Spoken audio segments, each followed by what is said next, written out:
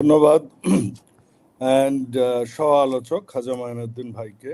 আমার মনে হয় প্রথমবার আমরা অনলাইনে। আপনাকে স্বাগত।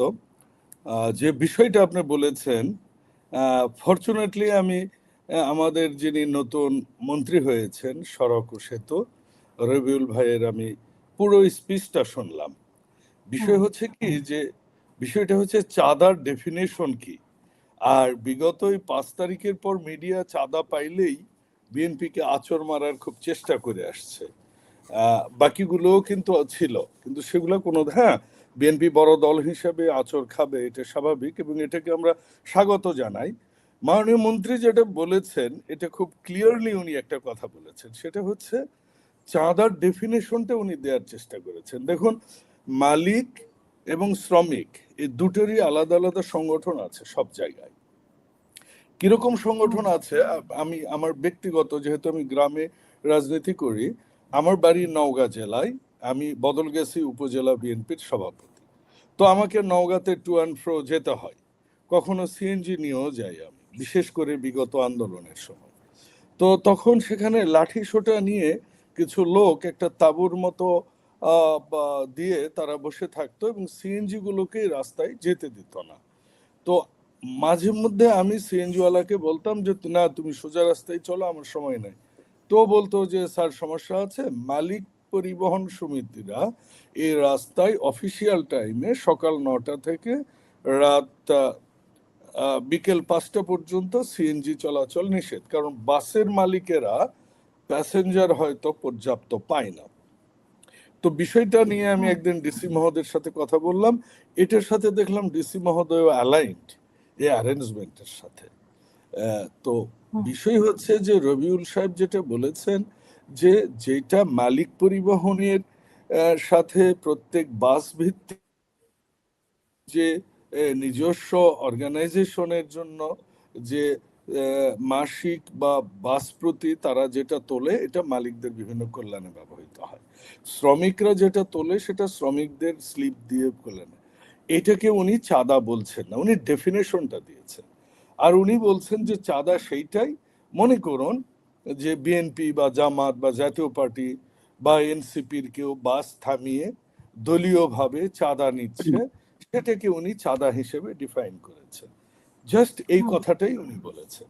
এখন তার পরের কথা যেটা আপনি বললেন, যে আমাদের আরেক মন্ত্রী যেটা বলেছেন, শহীদউদ্দিন চৌধুরী ভাই, সেটা হচ্ছে যে উনি বলেছেন চাঁদা কোনোভাবে, হ্যাঁ, রবিউল ইসলামেরও কথা সেটাই, যে কোনো দলীয় কোনো চাঁদা কোনোভাবেই বরদাস্ত করা হবে না।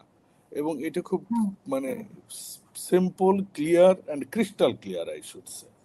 সো এইটা নিয়ে এত বিতর্কের আমি কিছু দেখি না, নাম্বার ওয়ান। নাম্বার টু হচ্ছে যে বিগত সরকার যখন ক্ষমতায় ছিলেন, আমাদের এই যে জুলাই অভ্যুত্থানের পর দীর্ঘদিন 18 মাস, তখন কিন্তু এই বিষয়গুলো নিয়ে কোনো আলোচনা হয়নি, সরকার কিন্তু উন্নয়রা ছিলেন। এখন আমাদের নতুন মন্ত্রী, একটা মানুষকে আপনারা বসতেও দিচ্ছেন না ঠিক মতো। কেউ কেউ বলছেন, আমি আপনার ফেসবুক স্ট্যাটাসেই দেখলাম যে তীরের মতো সোজা করে ফেলা হবে, হ্যাঁ, কোনো একজন বলেছেন। হ্যাঁ, তো আমির হামজা বলছে যে তীরের মতো সোজা করে উনি দিবে।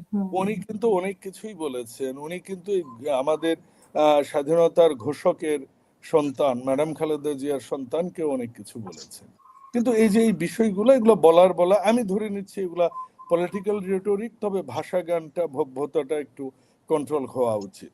তো আমি এটাকে যেটা বলতে চাই, যে জনাব তারেক রহমান, আমাদের 11তম প্রধানমন্ত্রী, উনি যখন দেশে এসেছেন, উনি প্রথম বক্তব্যেই একটা কথা খুব ক্লিয়ারলি বলেছেন, নবীর ন্যায়পরায়ণতার ভিত্তিতে উনি দেশ চালাবেন। এরপরে উনি যেটা বলেছেন, যে দুর্নীতিটা উনি কোথাও হতে দিবেন না। আপনি দেখেছেন যে এইটা নিয়ে কিন্তু আজকে আলোচনা হইলে আমরা আরো অনুপ্রাণিত বোধ করতাম। সেটা হচ্ছে যে আমাদের যে যারা আমরা পার্লামেন্ট মেম্বার হয়েছি, প্রথম দিনেই কোনো পার্লামেন্ট মেম্বার যখন একটা প্রস্তাব দিলেন যে আমরা কেউ গাড়ি নিব না, আমরা কেউ প্লট নিব না, এটাকে কিন্তু প্রত্যেকটা মেম্বার এত জোরে ক্লাবিং করে, আমি নিজেও অবাক হয়েছি যে this should be the headline. এখন এই হেডলাইন করতে যে কেউ বলছেন ভাই জামাতের গুলাও তো নিবে না বলেছে, তাই না? কিন্তু জামাতের গুলো নিবে না এটাকে আপনি অ্যাপ্রিসিয়েট করছেন, বিএনপি নিবে না এটাকে কিন্তু আপনি হেডলাইন করছেন না।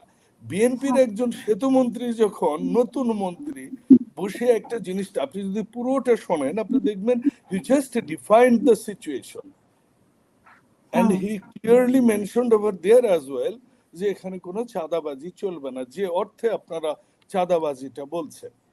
আপনাকে বলে রাখি আজকে আমরা ওত নিয়েছি কয়দিন হলো, 17 তারিখ, তাই না?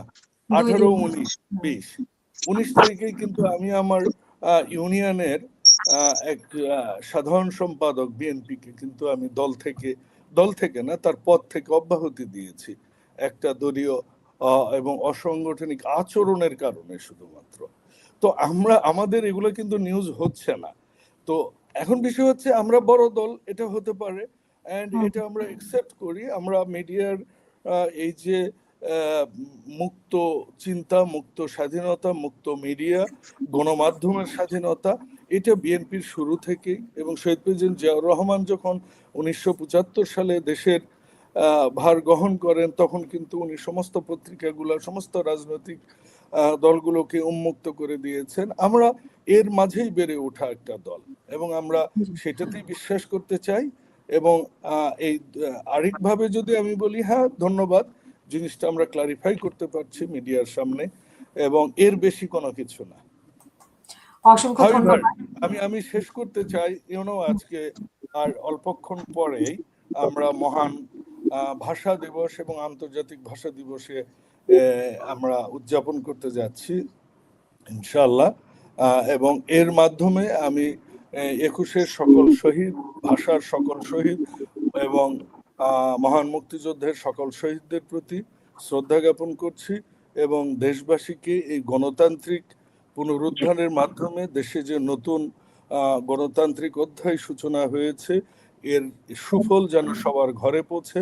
আন্তর্জাতিক মাতৃভাষা দিবস এবং ভাষা দিবসের সুফল এদেশের যেন সাধারণ মানুষের ঘরে ঘরে আমরা পৌঁছে দিতে পারি, সেই প্রচেষ্টা বাংলাদেশ জাতীয়তাবাদী দলের থাকবে। অসংখ্য ধন্যবাদ।